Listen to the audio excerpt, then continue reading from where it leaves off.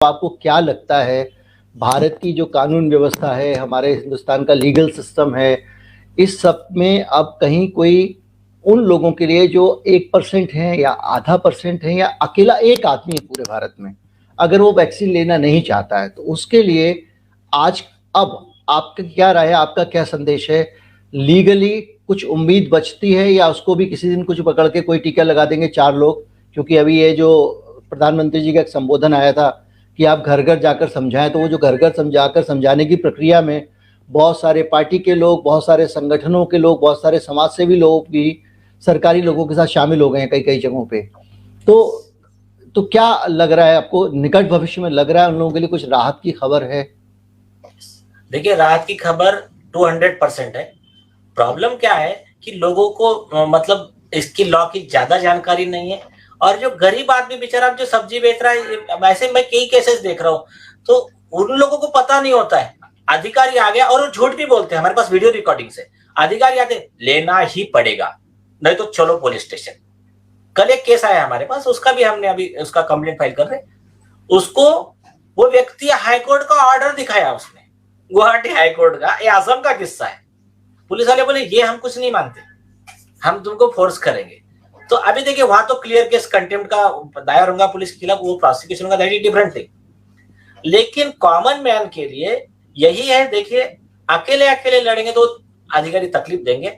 आप अपने एरिया में ग्रुप बनाइए, जिन जिन लोगों को हेल्प लगता है, अवेकन इंडिया मूवमेंट की वेबसाइट पे जाइए, इंडियन बार एसोसिएशन की वेबसाइट पे जाइए, उस पे आपको सारी जानकारी मिल जाएंगी, कई नंबर मिल जाएंगे, आपको आपके एरिया के लोग मिल जाएंगे। लोकल एडवोकेट के पास जाइए, और जिसके पास एडवोकेट को पैसे देने के लिए नहीं है, सीधा कोर्ट में जाकर खड़ा हो जाए, तो कोर्ट उनको फ्री में वकील मुहैया करवाता है, legal aid, free legal aid होता है।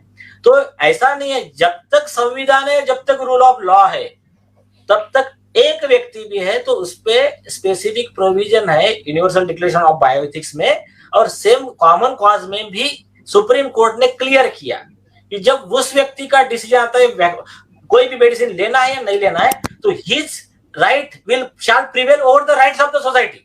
तो उसको कोई कुछ नहीं कर सकता, उसके अधिकारी को कोई हनन नहीं कर सकता।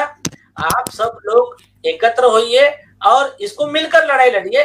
ये इनका क्योंकि देखिए बड़ा सवाल ये है कि जो आम लोग हैं, जो कमजोर लोग हैं, उनके पास में फोन को पुलिस वाला अवैध हिरासत में डाल देता है, 3 दिन वो बेचारे कुछ नहीं कर पाते हैं, तो इस तरह के मामलों में क्या मुकदमा लड़ेंगे? इसलिए जब आप संगठित रहते हैं तो आपको एक ताकत रहती है, इसलिए संगठित तो आप वैसे भी रहिए।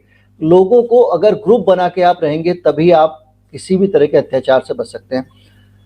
मेरा आखिरी सवाल है आपसे वकील साहब कि ये जो पूरा का पूरा माहौल चल रहा है, इसके बीच में थोड़ा सा अलग है, एज ए इंडिविजुअल आपसे सवाल है कि जब इतना ज़्यादा फोर्सफुली आप एक ऐसा काम कर रहे हैं जो कि लीगल नहीं है, देखिए वैक्सीन लगाना अच्छी बात है, लगाइए आप, लेकिन वो कानूनी नहीं है, आप ज़बरदस्ती लोगों को लगा रहे हैं, तो ऐसा क्या लालच है, इंटरेस्ट है, जिसके कारण देशव्यापी स्तर पे इस तरह से लोगों को उनकी इच्छा के विपरीत ऐसे काम करने के लिए मजबूर किया जा रहा है जिसकी कानून इजाजत नहीं देता है?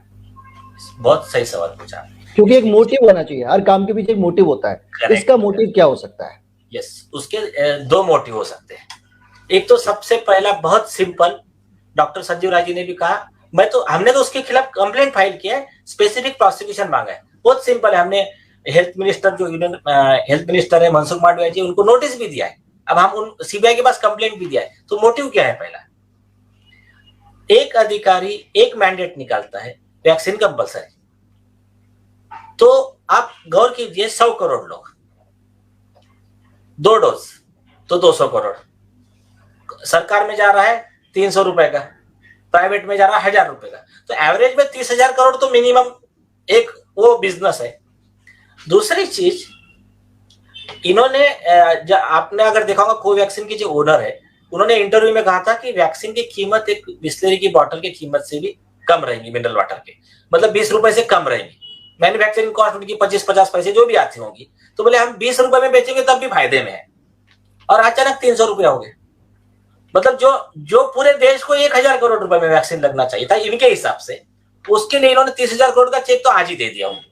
तो इसमें डायरेक्ट करप्शन है, इसके लिए कहा जाता है कि इसके प्रोविजन है IPC 409 अदर्स। ये एक हो गया। दूसरा अभी क्या कर रहे हैं लोग, मतलब मीडिया में वगैरह आते हैं, इनकी न्यूज आते हैं, मैनेज बूस्टर डोज की आवश्यकता कुछ तो भी एक्सपर्ट ने कहा। अब वो बूस्टर डोज के पीछे लग के फिर इनका क्या होता है, एक बूस्टर डोज पास हो गया मतलब और 30,000 करोड़ का एक्स्ट्रा प्रॉफिट। बहुत बहुत शुक्रिया आपका, बहुत बहुत धन्यवाद आपका एडवोकेट साहब, आप आए और आपने इस चैनल को अपनी बेहतरीन जानकारी से, लीगल जानकारी से आपने परिचित कराया। हमारे साथ थे एडवोकेट नीलेश ओझा, जो लगातार संघर्ष कर रहे हैं मौलिक अधिकारों के लिए। बहुत सारे लोगों के तरह तरह के जो मुकदमे आते हैं उनको लेकर जाते हैं, और ख़ासतौर पे फोर्स वैक्सीनेशन का जो दौर चला है उसमें देखिए बात ये वैक्सीन की नहीं है, ये छोटी सी वैक्सीन का अगर मसला होता तब भी चल जाता। एक कानून में एक ट्रेंड बनता है। आज अगर आपके साथ में एक ज़बरदस्ती की बात हो रही है, कल दूसरी बड़ी ज़बरदस्ती की बात हो सकती है।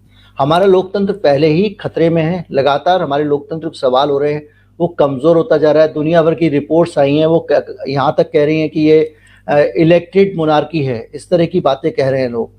तो वो पूरी की पूरी दुखद स्थितियों के बीच में जिस तरह के लोग हमारे साथ में ये जो स्ट्रगल कर रहे हैं, लगे हुए लोग, उनमें से एक डॉक्टर नीलेश ओझा हैं, माफ़ कीजिएगा वक्त एडवोकेट नीलेश ओझा हैं।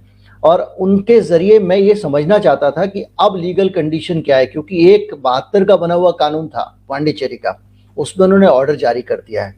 अब हमको बातचीत के ज़रिए पता चला कि वो कानून संविधान के खिलाफ था, इसलिए वो कानून होना नहीं होना बराबर है। खैर जो भी है, बहुत सारी कानूनी चीज़ें आपकी स्पष्ट हुई होंगी, आपको समझने में मदद मिली होगी कि इसका कानूनी स्टेटस क्या है। नमस्कार, जय हिंद। चैनल को अगर आपने सब्सक्राइब नहीं किया है तो सब्सक्राइब कर लें, ज़्यादा से ज़्यादा लोगों तक चैनल पहुंचाएं।